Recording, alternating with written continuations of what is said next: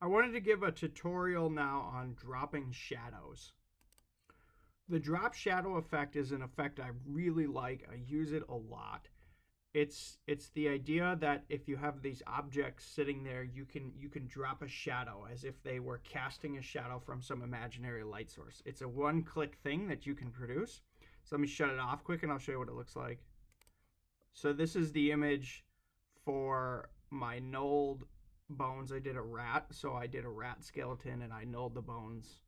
And I'm dropping a shadow on them. And when I turn on that shadow, you can see here's what it looks like. And I much prefer the image with the shadow dropped as opposed to the image without the shadow dropped. And I find myself using this effect all the time. So the way that you do this is you drop shadows on layers. So the layer that I'm working with it's actually a layer underneath that holds a color underneath that I colored in all these bones. Okay, so let me just quick clarify that. I have some layers holding some gray shadows and some layers holding some stippling. But the first thing that I did in this image was I drew clean lines of my bones, okay? And then over top that, I stippled and I did some gray washes.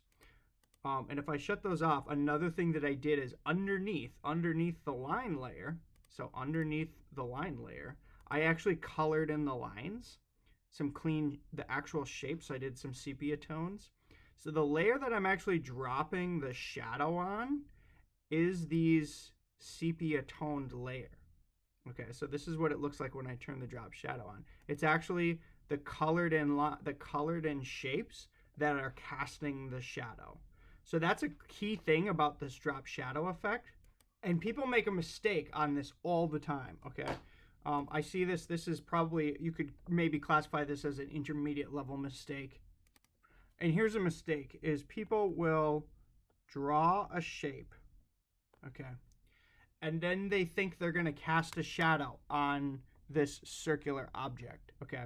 So imagine this was like a solid sort of circular thing, and they want to cast a shadow. So what people will do is they'll do the effect, they'll do layer, and the way that you get the effect is layer, layer style, drop shadow, okay?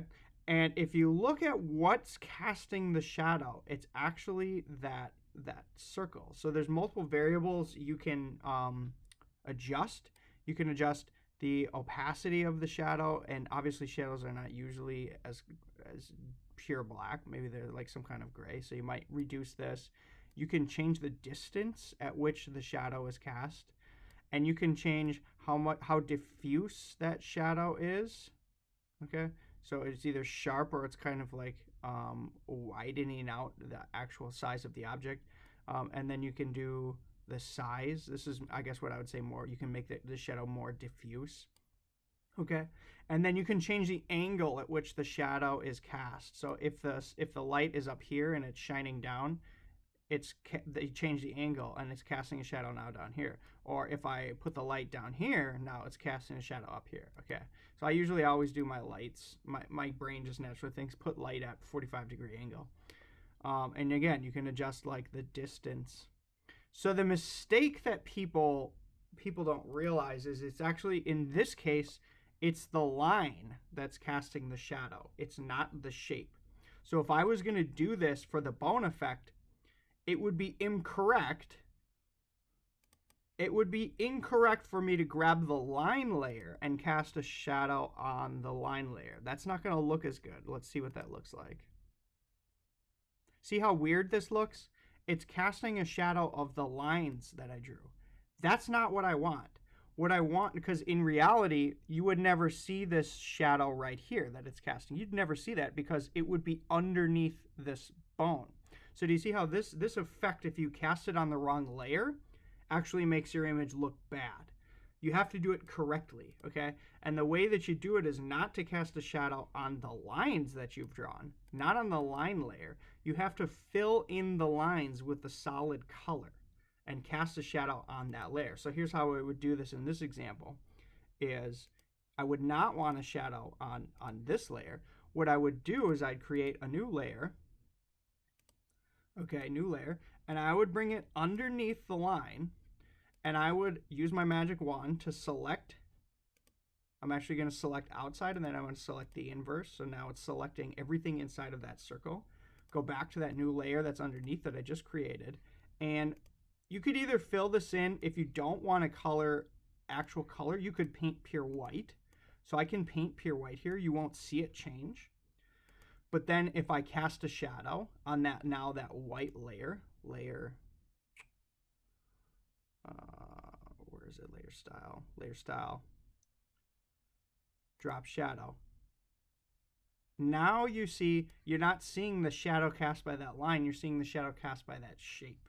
This is how you want to do it. So what I did in the bones is instead of painting white, is I grabbed like a sepia tone,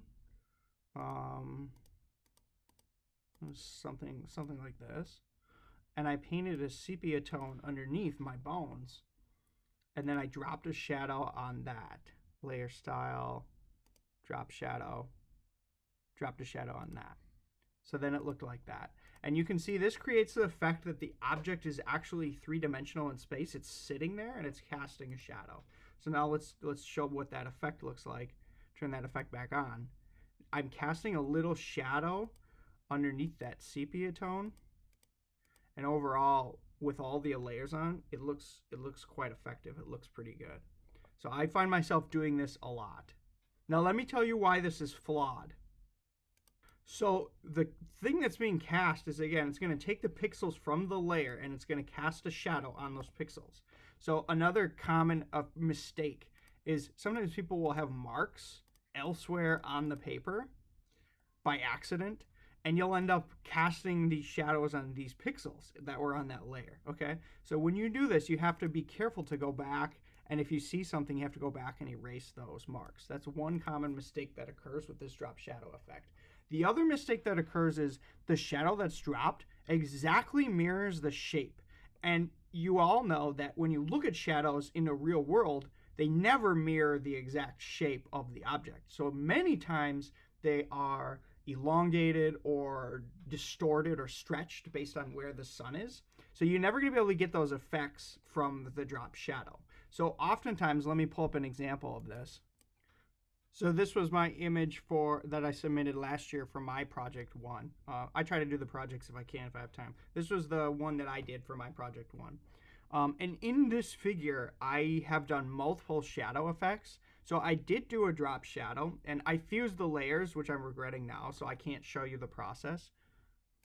But I did have one layer underneath where you can see, if you look real close, where I colored white inside of all the images in the objects that I wanted to drop a shadow on, and that's because I wanted to drop a shadow quickly over all these eggs.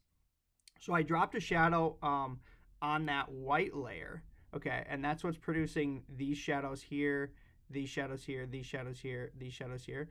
But then I actually combined it, okay, so then I actually grabbed a blurry brush, and I was actually enhancing and painting more of the shadows. I wanted to do this quick. This is kind of sloppy. If you actually zoom in and look at this, these shadows are pretty sloppy. But I wanted to do it quick, and I grabbed a blurry brush and I just painted.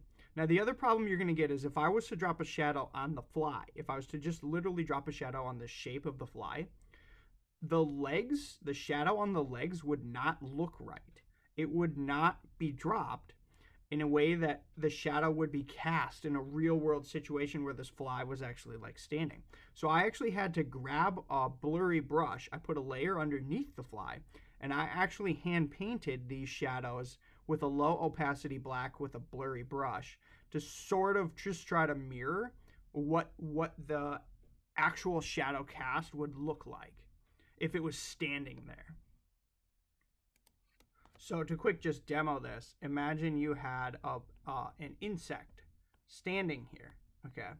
And what I'm saying is if I did this on the wrong layer, hang on. Okay, I fixed it. So what I'm saying is if I was to drop a shadow just on these legs, it's not going to look right. So I'll show you. Layer style, drop shadow. So this does not look like the actual shadow would look. It would not look like this. What it would look like, and I'll show you how to do this manually then. So sometimes you're going to have to manually draw an accurate shadow if you're going to drop real looking shadows.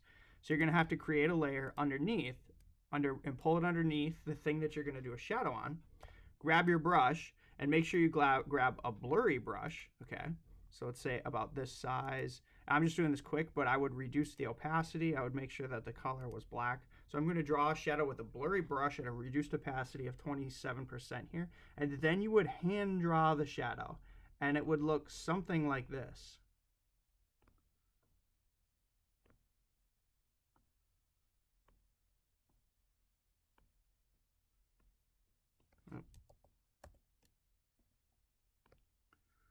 And then there would be some shadow cast underneath. Perhaps it would actually be more like this. Now, so this is just an example. So this shadow, you can already see it looks like it's standing on top. It looks like it's standing on top of the page. I use these effects all the time, but this is just to clarify, you cannot get realistic shadows with drop shadow. There's only certain situations where I use drop shadow, and then there's other situations where I hand paint my shadows as I want them or as I would see them. Okay? So you're going to want to start thinking about where's your light and how to accurately drop shadows.